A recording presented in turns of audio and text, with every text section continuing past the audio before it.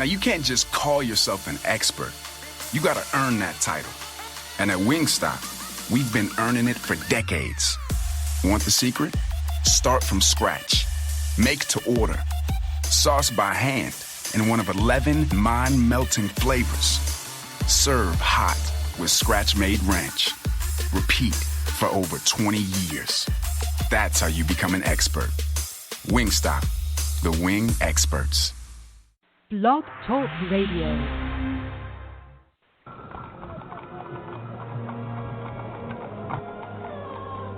The year, 1888. The place, London's East End.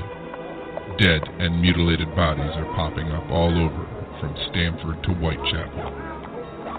Jack the Ripper is leaving his mark, and the city's on edge. Yvonne Mason is back with a tale of murder and millinery. The Rhodes Hat Factory is booming while the body count rises. Why now? How are these hats connected? Has the Hatter gone mad? Mad Hatter from Yvonne Mason. Available now on Amazon.com. Good evening, ladies and gentlemen, and yes, I am your host, Yvonne Mason, and this is Off the Chain, and of course that was a piece of shameless promotion. That was my ad and voiceover man, Chris Dunham, and he did that ad for me for my book, The Mad Hatter. And if you know what happened in England in 1888, well, just add a little bit more mystery to it, and you've got The Mad Hatter. If you need ads or voiceover work done, contact Chris. Go to my friend's page and look him up and send him a note, and he'll help you out. He's really, really, really good. This is Friday night, as we all know, I think. Yes, this is Saturday. Where is my mind? Last night was Friday night. Gee, the days run together. But the show, I have to tell you, ladies and gentlemen, I just get so excited when I get up in the mornings and get on my computer and check the numbers, because the show was a dream that I had 5 years ago.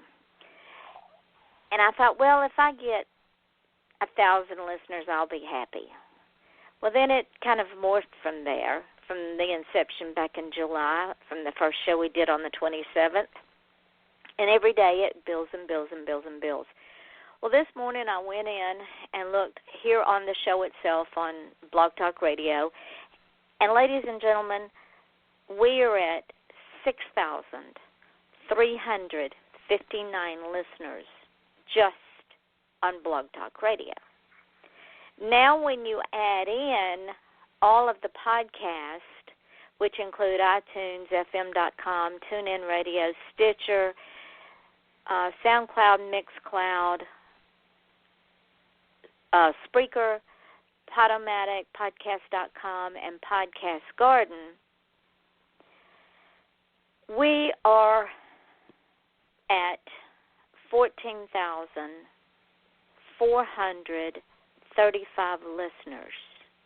We are only 565 listeners away from 15,000 listeners in over 53 countries. That is absolutely amazing to me. It almost blows me away that we have that many listeners in that many countries. And I have to give Australia the biggest shout-out, because they are our biggest listeners on Blog Talk Radio. They beat out the good old USA 3-1. 75% of my listeners are from Australia, and I appreciate them so very much. But ladies and gentlemen, it's because of the wonderful guests that I have, and they're honoring me with an hour of their time, and many, many of them come back over and over again like comfortable shoes, because we have so much to talk about, we never get through talking. So keep listening. If you have a passion, if you have a platform, if you have a business, if you have an art, if you have music, if you have a book, if you just want to chat for an hour, we'll do it. All you have to do is get in contact with me at offthechainradio@yahoo.com. So with that being said, let me tell you about my guest tonight. It's her first time on the show, but I guarantee you it won't be her last because this woman is absolutely amazing. I read her bio and I'm drooling because she's done so much. I'm just tickled to death to have her with me. Her name is J.P. Cawood. She is an author, and let me tell you a little bit about her. She has developed television series and pilots for Syfy Network, TLC, Investigation Discovery, Destination America, The History Channel, Lifetime Movie Network, and Pivot Participant. Now she tells stories through books. JP writes science fiction and fantasy because she says the future is now and imagination is the key that unlocks all the great mysteries. She is a lifelong student of the mystical unknowns. She has traveled the world in search of truth, beauty, and goodness. She has lived in France, Britain, India, and many, many cities across America. JP, welcome to the show. Thank you so much for spending an hour with me tonight. Thanks for having me. I'm so excited to be here. Well, I tell you what, you have got so many arrows in your quiver. You could go you could write for theater probably if you wanted to. How in the world? I did work on a Broadway musical several years ago. It never made it to the stage. It was just in development. But, yes, I did try that as well. Well, there you go, ladies and gentlemen. I nailed it again. So tell me, sweetheart, how in the world did you get started in the dream job of, I would say, about 85% of the American public of being able to write for all of these different companies and to travel while you did it? Was it something you wanted to do as a child? Was it something you fell into? How did you get here? Yeah, I even as a kid really loved writing stories, and so it was, I guess, something that I was always interested in, and I did photography and theater and creative writing in high school, and I had a public access TV show when I was 17 years old, and, wow. So I just kind of naturally, I guess, fell into it in terms of my interests. But I think what really helped me solidify it as a career was studying at the University of Southern California Film School, which is the #1 film school in the country. George Lucas and Steven Spielberg have buildings named after them there, and they, come and do guest lectures, and we just had so many amazing teachers there and resources, and it was just a phenomenal place to hone in on the skills and craft. And I think that really set things in motion for me, and I was able to, start working in Hollywood right out of graduation. And travel has also just been a big interest of mine, and so I found ways to make it happen. I would do a short documentary. I was able to screen 3 short documentaries at the Cannes Film Festival in France, and then I would go there through my work in TV. They also have TV festivals, and so I just found ways to incorporate the travel into it, luckily. With all of the traveling that you did, both abroad and here in country, what would you say your favorite city or country was? Yeah, I love Switzerland, actually. I think was one of my favorites just because of the natural beauty there. And, Geneva is a really cool city that's just outside of, the Swiss Alps. So you could be in the city one day and then, horseback riding in the Alps the next. So just the natural beauty of Switzerland, and the people are very nice. And, I would say Switzerland is my favorite, probably closer to Geneva. Zurich is also very nice, but it doesn't have as much of that nearby nature. So Switzerland, I'd say. I'll have to put that on my bucket list. Yeah, Thailand, sure. I think, would be a close second. Oh, that one too. Now, before we went live, you and I were discussing the fact that you were also writing while you were writing for all of these different television companies. But something happened that you were able to write full time. Tell the folks what happened. Yeah, I was working on my first book, Sam and the Secrets of the Universe, while I was working full-time in TV.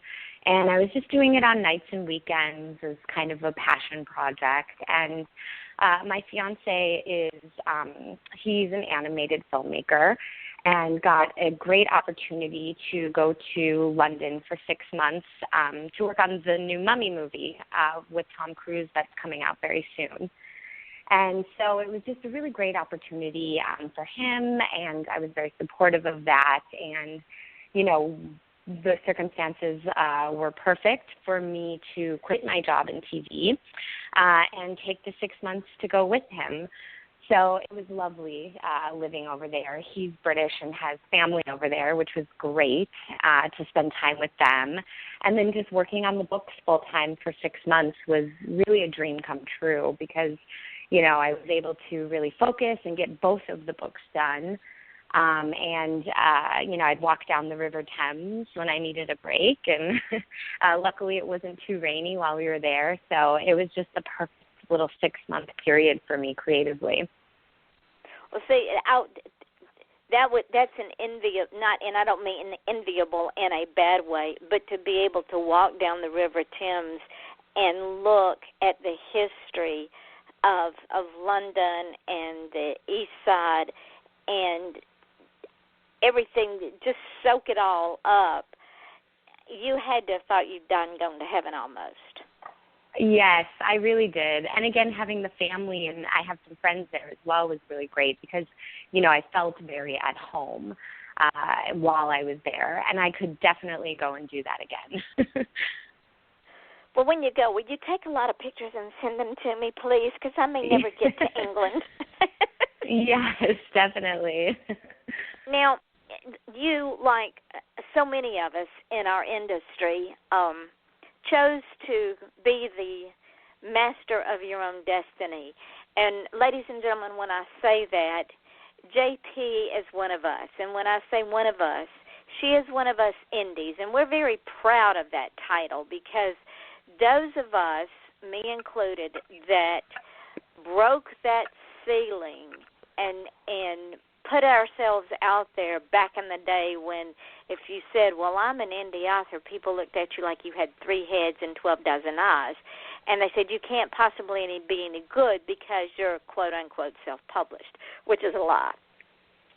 Right. But traditional publishers hate us, and that's okay because for years and years and years and years they tried to tell us what to read and tried to tell their authors what to write. Well, when we indies like JP and I came along, all that became moot.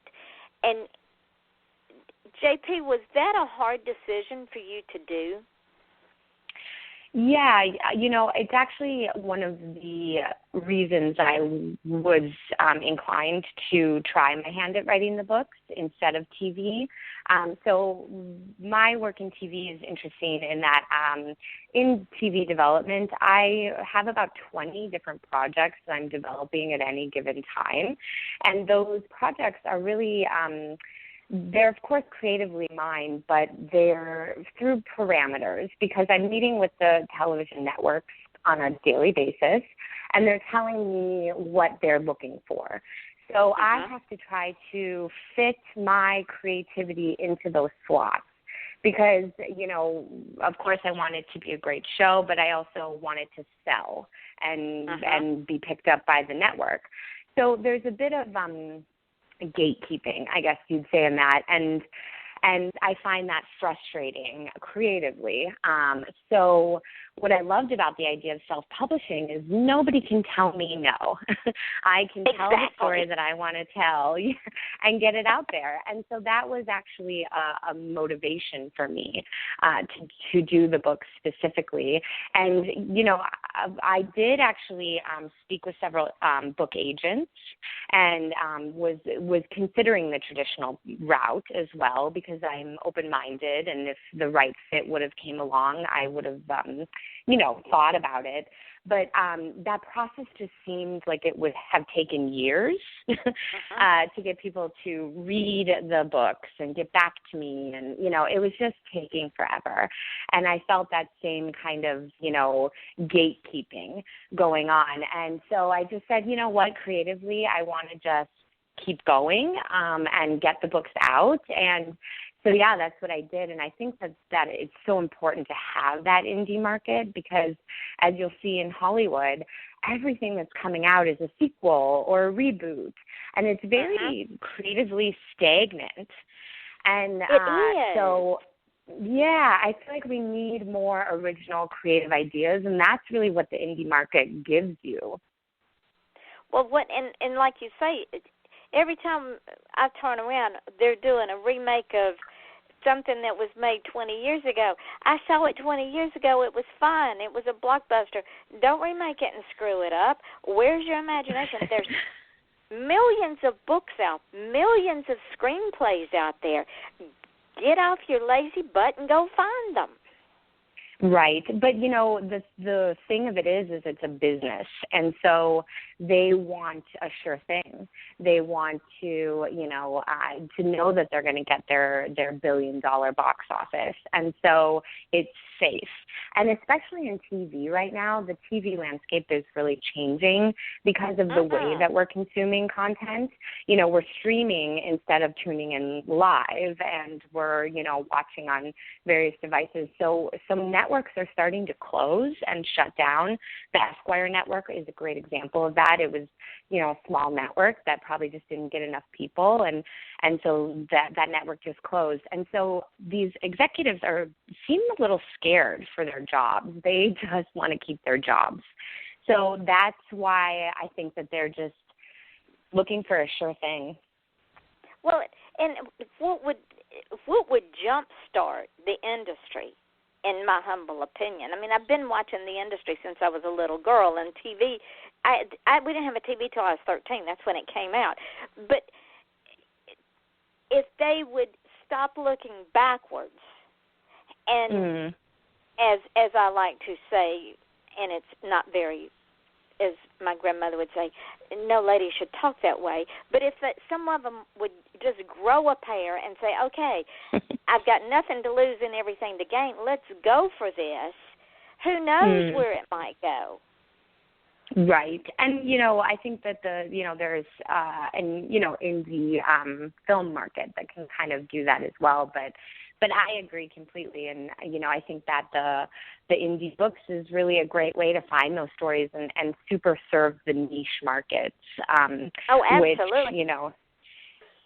people can find what they're into specifically, but there's also so much content out there that it gets hard to, you just have to find your right audience and make sure people are finding it. That's the challenge with indie publishing. And it is a challenge with indie publishing, and I'm glad you brought that up, because the market is very saturated. And all of and I won't say all of it, but a good number, I can't even talk tonight, of the traditional authors are dying off.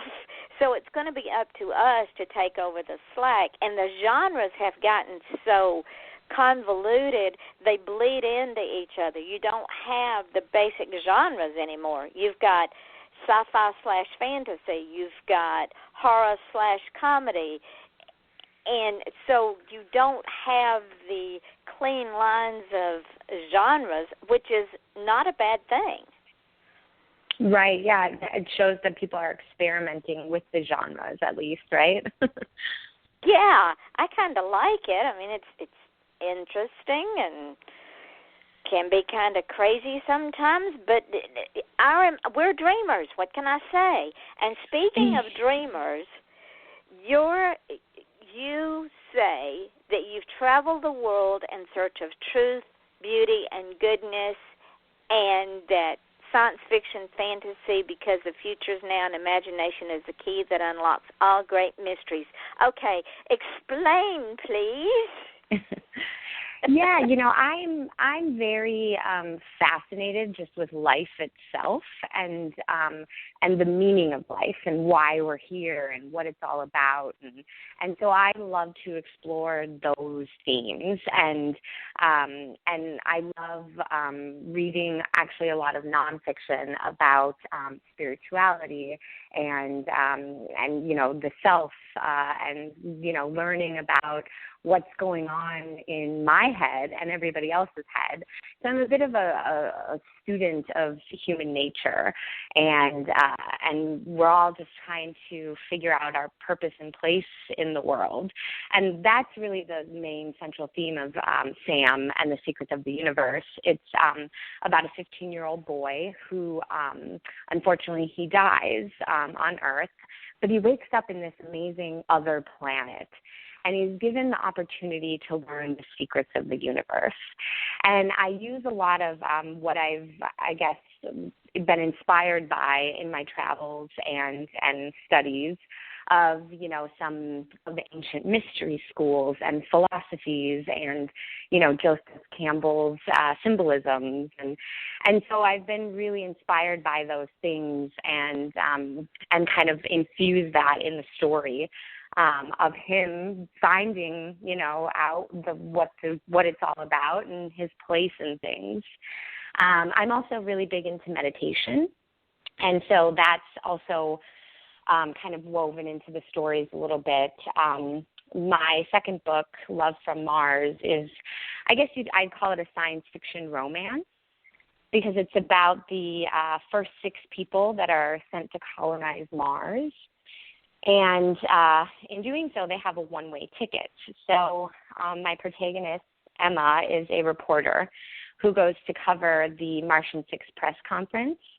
And she meets one of the guys that is going to Mars, and they just have this undeniable connection. And although he has 5 years to train before he leaves, that's really not much time for for a serious relationship, but they just can't help themselves, and they fall in love anyway. But that story really has a deep kind of soul connection, I guess I'd say. I was exploring just what an intense love like that can do. Can it transcend time and space? Was kind of what I was intrigued by there. And so it has some metaphysical and spiritual elements to that love story. Now, this second book, Love from Mars, that would play into your lifelong studies of mystical unknowns, would it not?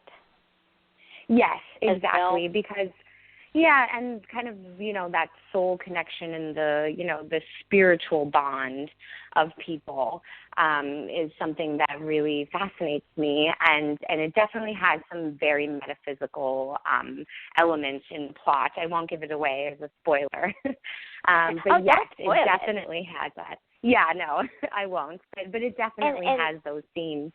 And as I was studying you, which I do, people, before I moved down to Florida, of course, I don't know if you know, but I hunted people for a living. That was my job. I was a bounty hunter. Oh. So I find out things about people that they go, well, how'd you find that? Well, I know things. But in my research of you, I found where you said that you dreamed of this story before you ever wrote it, that the reason you wrote it was because it was something that you dreamed as you were sleeping. Yeah. It was a very vivid dream. It was very, I mean, I hope that happens to me again, because it really, it just played out like a movie in my head. And I was just so engrossed in the story of my dream that when I woke up, I like raced to write it all down. And I had the outline for the entire book done in about an hour, because I saw it and I felt it, and I almost in some ways lived it through this dream. And so I feel like that's divine inspiration, and how could you not, write it, But as I was writing it, of course, there were some additional scenes that I added, and, there were some things that I subtracted and, had to flesh out and stuff. But it's very, very, very similar to that dream that I had, which was just really powerful for me. And again, I hope that happens to me again. Did it frighten you in any way?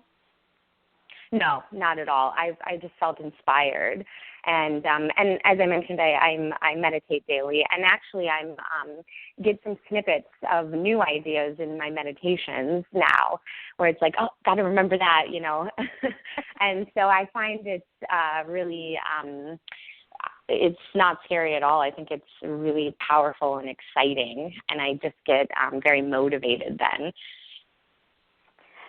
See, ladies and gentlemen, y'all could take lessons from JP, because she takes time to refresh her mind, her spirit, and her body. And this is something that I preach all the time. We get so wrapped up in got to do this, got to be there, got to da-da-da-da, that we don't take time for us. Yeah, I agree. And we have to. It's like giving water to a thirsty man. If we don't replenish our psychic, then we lose it, and then we wander around wondering what happened to us. Yeah, and everything in life seems like it's so important to, like, it has to be this and it has to be that, and it really, things are important, but when you do sit in silence, you realize how unimportant every little thing can be, and so it's really a stress reliever, and it makes me, I think, a better person. I try to come to things, with more of a clear and open mind and be more receptive, and so, yes, I cannot say how important my meditation practice is. I would love my fiancé to join me. I keep mentioning it to him, but because it's such a great thing. It makes me feel happier, and I have more of a clear mind, and it's really powerful. I really recommend everybody giving it a try. And it doesn't have to be an hour, 2 hours. Ladies and gentlemen, if you're at work and you have a 15-minute break, you take 5 minutes of those 15 minutes, or even 7 minutes of those 15 minutes, and you go somewhere quiet, and you shut your mind down, you shut your body down, and you just breathe in and breathe out and clear the air within your mind. Would that be Exactly. And I'm telling you, when you come back to the real world, you'll be going, wow, all that stress I was thinking about is resolved. I found solutions to my problems. JP, would that be fair to say? Absolutely. And yeah, it really, it does. It generates new and fresh ideas for, story ideas, but also, just everyday problems. Because it's amazing how many thoughts and feelings we have in a day. It's, exhausting. So I get tired of thinking about everything that, and I don't do half the stuff that most people do anymore. I mean, I do, but sometimes I forget my name because there's so much going on. Exactly. And it sounds like you really are very busy and active, and so you go into overload. And when my children were small and I was mad at them, I would go down the roll. There's 3 of them. Sometimes, and we had a dog, and sometimes I would add the dog to the list because I couldn't think of the kid's name. And I thought, well, when the children gets grown and they get out of the house, then I won't have all of this junk in my brain. That didn't happen. Right. It got filled up with characters. Got filled up with characters and bills and life, and enough already. But I love it when the characters like talk to me, and like, you know, when I can like hear their dialogue. That's always also very fun for me. I'm not hearing that voices. I swear, I'm not crazy. No, you're not, honey. Trust me, you're not crazy. And if I don't answer mine or I don't go sit down and write, they shut up. And then when I want them to come out and play, no, because when you want them to come out and play, they look at you like, yeah, right, okay, good luck with that one. Mm-hmm. Right. You sit there, dummy, just look at that. And that's actually how I write. Like, yeah, when I feel inspired and it comes to me, it's like, oh, race to write it down. But if it's like one of those days where you're just kind of staring at the computer screen, it's like, well, okay, let me go take a walk or do a meditation or, you know, do something. I really cannot force anything. I just, you know, I don't work that way. When you were writing for these television companies, did you find that same block that we sometimes get as writers? You're sitting there and you're going, okay, he wants this concept. It's there somewhere, but for the life of me, I can't bring it to the forefront. Yeah, sometimes, and you know, it is challenging, and you at times have a deadline, and you have to get it done. But creatively, I get things done. I feel like in bursts, where it's like, yeah, for instance, I'll write a treatment, which is, you know, just like an overview of an idea, and it's like, oh, that's on my to-do list for like 2 weeks, and it's just like I'm avoiding it, and I just don't do it, and then one day I get it done in like an hour because that's when I was creatively ready. So I really try to manage my day and my tasks that way. But in addition to, you know, the writing and development of TV, I'm also a producer. I've executive produced some of the shows that I've created, and so I have a lot of logistical tasks as well. So when I'm not feeling creative, it's like, all right, well, you know, I can get something done. So I really try to just manage it to where I'm generating a lot of, you know, good work to what suits me at the time. But there's definitely times when it's like, well, you know, you just have to get this done. So I'll do a draft, and I'm very, you know, some people I think have trouble starting, where, you know, they want it to be perfect that first time around, and that's just not realistic. So if you can get something on paper, that's great, and then you can always go back and revise it and make it better when you are feeling more into it. And that includes misspelled words, dangling participles, whatever it is, ladies and gentlemen, just write. Because you never turn in the first, second, or third draft. Correct. Let me ask you this, JP. Are you back in with the companies now that you're back on United States soil, or are you still on sabbatical getting ready to do a new book, or both? Yeah, I am back working in TV, a different company, but I'm still, you know, friendly and in touch with my previous company. But I'm also writing now again, you know, nights and weekends. And I would like to, you know, continue to focus on spending more time on it, of course. And recently I was outlining a new book. And, creatively I was kind of stuck. And so recently I've been really getting these snippet of ideas for short stories. So now I'm working on a series, like a compilation of short stories. So it's funny how it's like, okay, I plan to do this book next, but, well, maybe this other one will get done first. But I'm also kind of incorporating my writing and visual, you know, TV and film work by creating book trailers for Love from Mars and Sam and the Secrets of the Universe, because I feel like, you know, I just felt like that would be a good thing to do to kind of let people see a little bit more about what they're about, before they buy the book. So those should be coming out soon too. I'm working on audiobooks for them as well. Well done. Yeah, that one's interesting. I've never done that. But my fiance only listens to audiobooks. And so that kind of inspired me to, he says that he can't really find enough good audiobooks. So I thought that that's another, kind of niche market that I could serve.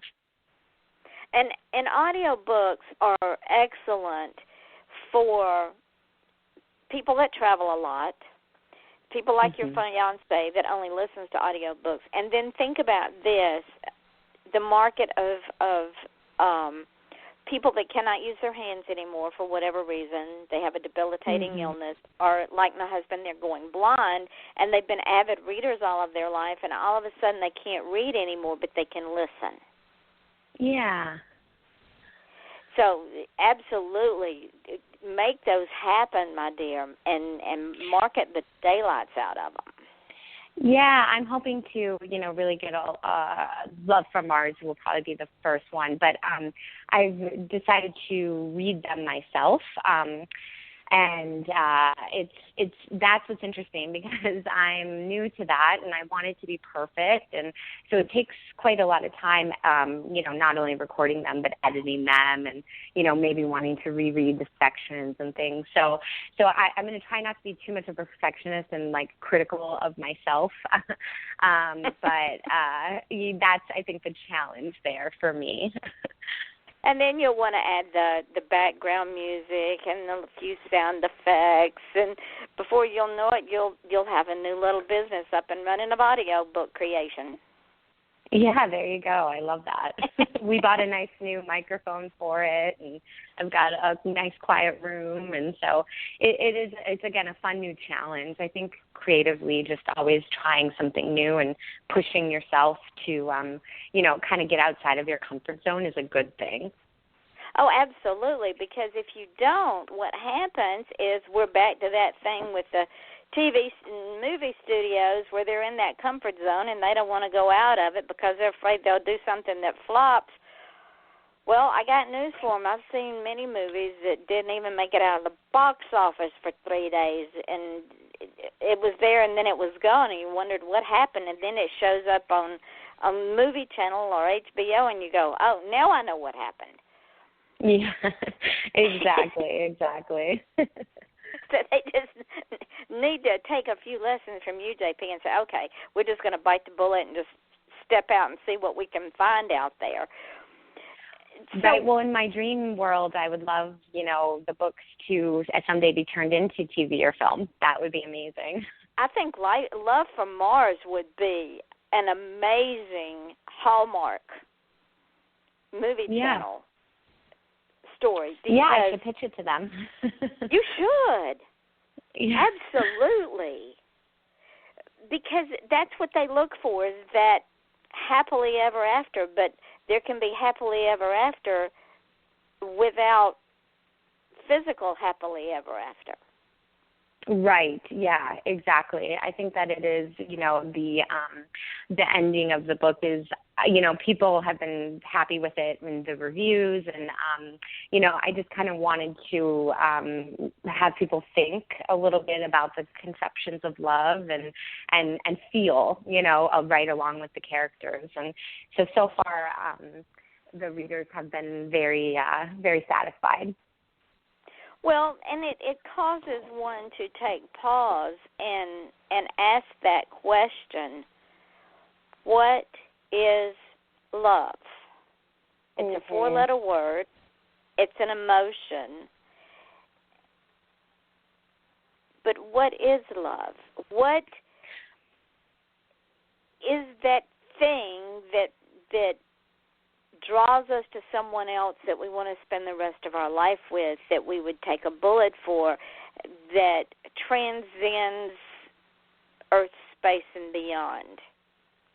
Right. And, I would, and I'm not the one to come up with this idea, but I would argue that love is the fabric of the universe.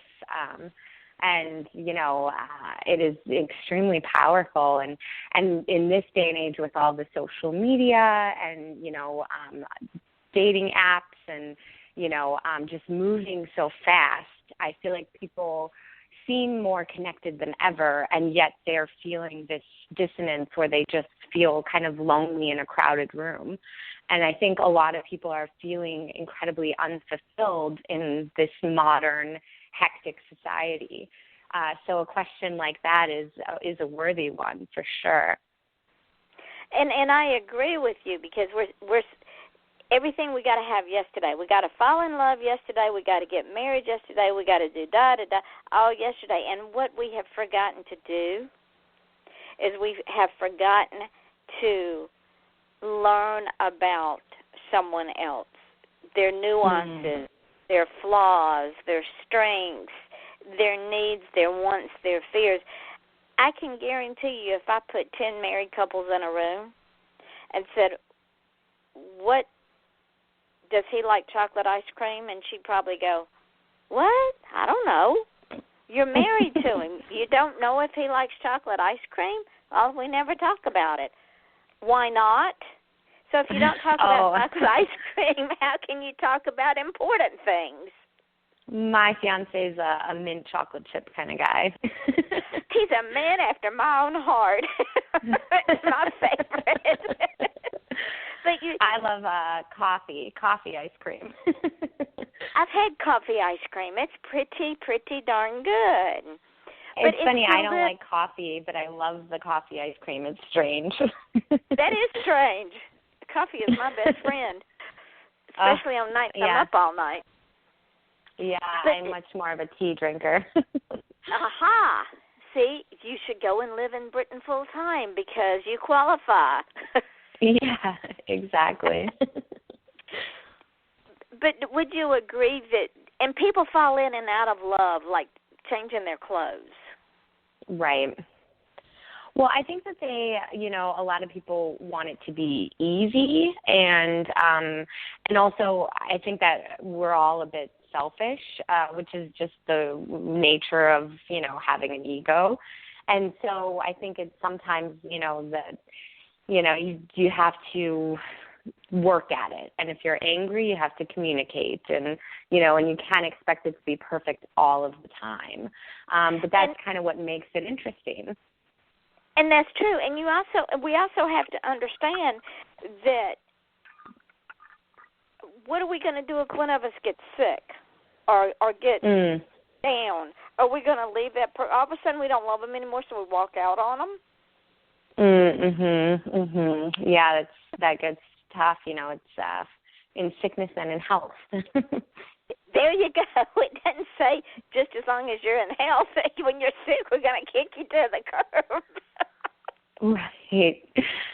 Exactly. I'm getting married in May, in actually about 30 days. And in our vows, I think we're going to say something like that we'll love each other through the apocalypse or a tabloid scandal. Oh, I like that. Yeah, we're just going to try to have fun of it. Yeah, exactly, whichever comes first. Probably a tabloid scandal. Yeah. In Hollywood, probably. What day are you getting married? May 20th. Well, congratulations, and may you both have many, many, many, many, many happy anniversaries. Oh, thank you so much. Yeah, exactly. May you be married at least as long as my parents were before my father died 2 years ago. They were married for 66 years. Oh my gosh, that's incredible. Yes. It is. It was a that's what we're going for.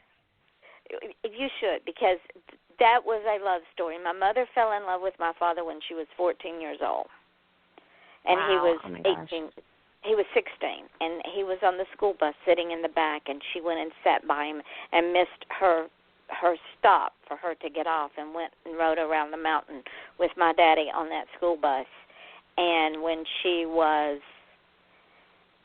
20 years old, she and my father got married. Wow. Oh, my gosh, that's incredible. In between that time, he had numerous girlfriends. He served in the Navy and came back and had one or two more girlfriends before he started dating my mother and asked my mother to marry him. Wow, she stuck with him. Yep.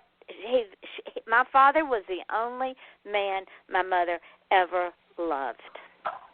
Wow, that's incredible. Yeah, that's, that's the power of the soul connection, right? It is, through thick and thin, and they both had cancer. They were 13, 14-year cancer survivors. My mother was sick. Wow. They had 5 children. I have a brother that's retarded.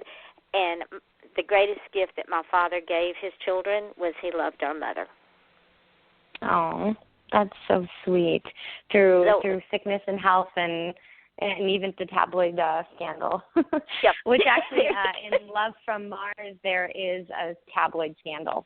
We've got a little bit of that too. So that is my wish for you. Thank you so much. That you have that kind of lasting love. And ladies and gentlemen, that's what we're talking about. What love is. It's not a I love you as long as the sex is good, or I love you as long as we have a lot of money we can blow, or neither one of us are out of a job. But love is when you're poor as a church mouse and rich as a king, and you still have that connection. And this is what against all odds. And this is what JP wrote about in Love from Mars. So y'all have to go and get that. Order that. No, you cannot go now. You have to wait till after the show. You might miss something. Right. But can you imagine falling in love with somebody who has a one-way ticket to another planet? Talk about odds. Yeah. What are the odds? And knowing that when that person is gone, that's it. Right, exactly. And, I love the idea of, like, what would you do in that scenario? Would you try to convince them to stay, or, would you be fully supportive of their journey? There's a lot of interesting kind of questions that go along with a setup like that. And a lot of soul searching on the person's part that's leaving as well. Are they going to fulfill that obligation, or are they going to stay back and be that person that lives with regrets every time they looked at the sky and saw Mars? Right, absolutely, and the motivation for going. And, typical to this world that we live in, I thought it would be fun to make the way they picked the people to go to Mars was through a reality competition elimination show, naturally. Of course, that's definitely how they'll do it. So that was kind of fun, too, to kind of play with drawing on some of my experiences in TV and just thinking of all the interesting characters that would go along with such a crazy thing as a one-way ticket to Mars, and what would motivate people to go. It's a lot of different motivations to do something like that. But I really hope that in, the next 10, 20 years, we will be seeing this unfold in our lifetime. And that would be an interesting thing to watch, to see if not only could we go to Mars, but come back. Right, because right now, they are all one-way missions. And, it's kind of the same in, colonizing America back in the day. It's like, all right, here you go. You get on this boat. You don't even know if you'll make it, and get there safely. And, it takes a lot of courage to do something like that. But, human history has shown that humans will do whatever is necessary to, expand and explore. That is a great analogy because, yes, people got on those boats not knowing number one, not knowing what to expect when they were on the sea. The sea is a very unforgiving mistress. Mm-hmm. And then to get to a country that was wild and untamed and had quote-unquote savages, ladies and gentlemen, don't get excited. That's what they were called. And leaving a way of life that you had been used to for years and years and years and years. Even the climate was different. Right. Yeah, the food source was different. I think that we'll definitely continue to, and I hope we continue to see more of that as, we find all these sister planets and exoplanets and, things like that really fascinate me. And I wish that we could, as a species, I mean, this sounds cliche, but, get along more so that we'd stop wasting our resources on silly little things, fighting each other, and start exploring and asking bigger questions and, getting out of that, just me, myself, and I, and start exploring, the cosmos. It's fascinating to me. Well, it is to me, too, because who's to say there is not other planets out there that have life forms on them? I think it's a statistical probability that there has to be. Statistically speaking, it's pretty naive to think that there aren't, just with how big this universe is, So definitely, I agree. and we haven't even explored a millionth of the universe. We've just explored what we can allegedly see. And then you have the things that are beyond that who's to say what's out there? Yes, I think that it's, definitely worth more exploring of all of that. And I think it's fun, too, to, dream up different alien species, because obviously we have the grays, the little gray guys with the big heads. But in Sam and the Secrets of the Universe, I have a lot of fun with what different aliens could look like. And so I find, kind of world building and thinking about that is kind of fun and just imaginative to come up with that stuff. So this almost tells me that Miss JP probably has some more sci-fis in her little to-be-done library.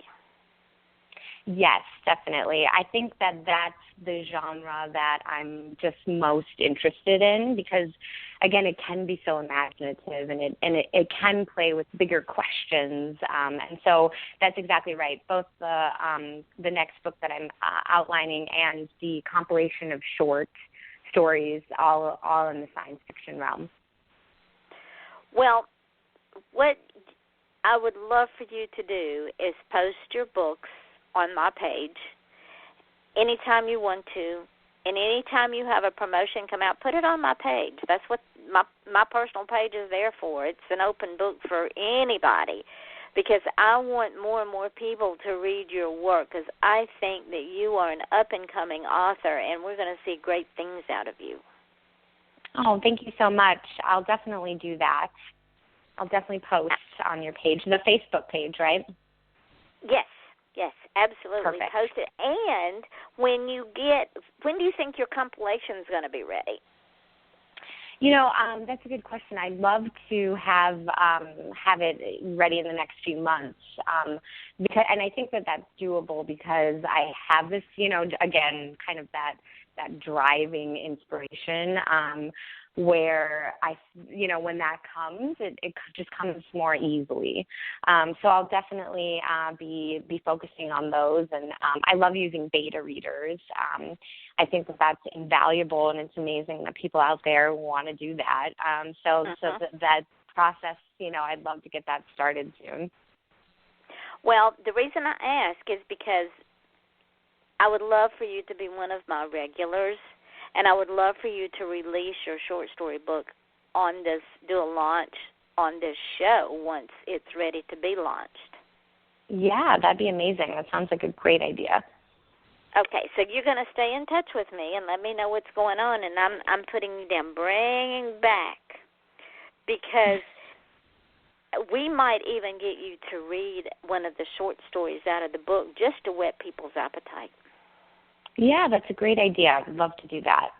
Okay, then it's a date. Now, can you believe that we are almost over our hour? No, it goes so fast. You're so fun. Well, thank you, sweetheart. You are too. You're interesting. I could talk to you all night. What I would like for you to do is tell folks where you can be found, where your books can be found. Yeah, my website is jpcawood.com. That's CAWOOD. And they can be bought through the website. They're both also available on Amazon in paperback and ebook. It's on Kindle Unlimited if you guys have that. And then you can connect with me. You know, I'm on Twitter and Facebook, JP Cawood Books, and Goodreads, and, you know, all of those good sites.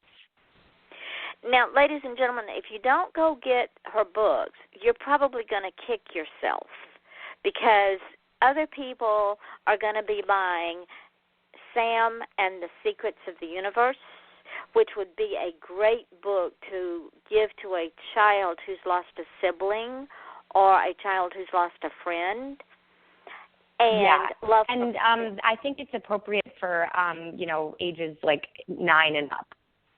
See, there you go.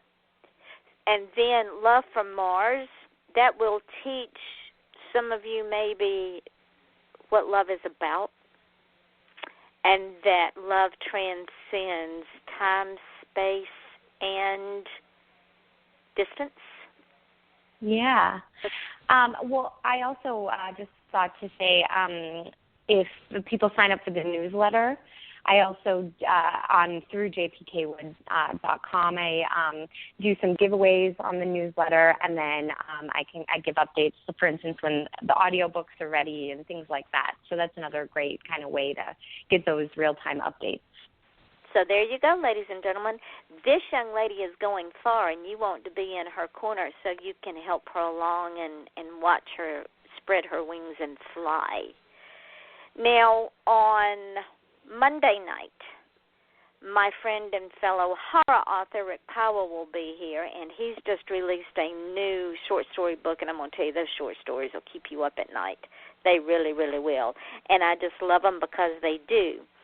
On Wednesday night, my friend David Hoof will be back with me. He's got some things going on. On Thursday night, Storm Chaser Billy Wade will be here.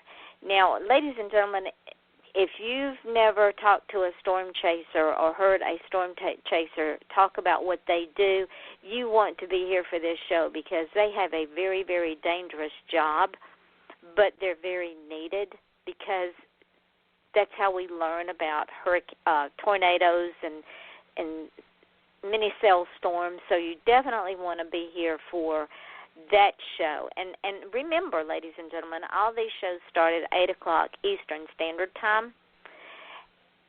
Friday night and Saturday night, I will not be doing a show because I will be shooting a wedding, which is always fun. Actually, it's a vow renewal. These people have been married for 50 years, and they're renewing their vows, JP, and I'm going to shoot their renewals. So that ought to be interesting. Oh, nice. That's so sweet. So, see, you've got to stay married for 50 years. So in 50 years, I can bring you back on the show, and we can talk about the last 50 years. Yes, I love that idea. So, ladies and gentlemen, what do I say at the end of every show? Besides, JP, thank you and don't hang up when the show goes dark, because I got some things I need to tell you. Thank you for spending an hour with me. It's been a huge, huge load of fun, and I've learned so much, and I appreciate you so much, and I can't wait for you to come back. Yeah, thanks so much for having me. I really appreciate it. And the hour flew by, as it always does. It really did. So, ladies and gentlemen, you know what we talk about at the end of every show, because to me it is very important. JP and I are dreamers. Movie producers are dreamers. Scientists are dreamers. Astronauts are dreamers. Scholars are dreamers. Professors are dreamers. Doctors are dreamers. Musicians are dreamers. Painters are dreamers. The world is built around dreamers.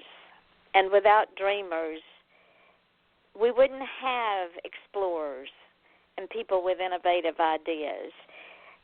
We would probably be still sitting in caves and grunting because we did not know a language other than grunting. So if you have a dream, or if your child has, do not allow anyone to steal that dream, to bully you out of that dream, to bully your child out of that dream, adult or child alike. It is your dream. It is their dream. Stop asking permission. If you want to achieve that dream, just do it. Because I'm going to tell you, ladies and gentlemen, at the end of your days, and someone says, do you have any regrets? Don't be that person. Because if you're that person, say. And I will leave you with this, like I always do. Your smile is your logo. Your personality is your business card. How you leave others feeling after having an experience with you becomes your trademark. Remember that, ladies and gentlemen, when you are in the grocery store, when you're in the taxi cab, when you're in the shopping mall, when you're with your children. How you make people feel after being around you is your trademark. Don't be a bad trademark. Leave the best trademark that you can behind. Don't have people coming to your funeral going, well, at least they had a nice smile. You want people to know that you. So with that being said, remember Monday night at 8 o'clock Eastern Standard Time. I am your host, Yvonne Mason, and I can't talk, and this is Off the Chain saying good night. So we are now dark, my dear, and what I wanted to tell you is when this show goes up in archives, I'm going to put it up on my page, and hopefully I can get it to your page. If not, I'll just come on your page. Sometimes it'll let me post on your page. Sometimes it won't. Okay, but I will repost it as well. Okay, and then tomorrow when I put the podcast up on SoundCloud, Mixcloud, Spreaker, Podcast, and Podcast Garden, I will also get them on your page and use those to promote yourself all over the place. Oh, I will. Thank you so much. This is really incredible. All right, and I've got you down to come back, so stay in touch with me so I know when your compilation is ready to launch. And put your stuff up on my page. Yes, and put your stuff up on my page so that I can pimp you. Okay, I will, for sure. All right, darling. Thank you again. Okay, thank you. I appreciate it. You too. Bye-bye. Bye.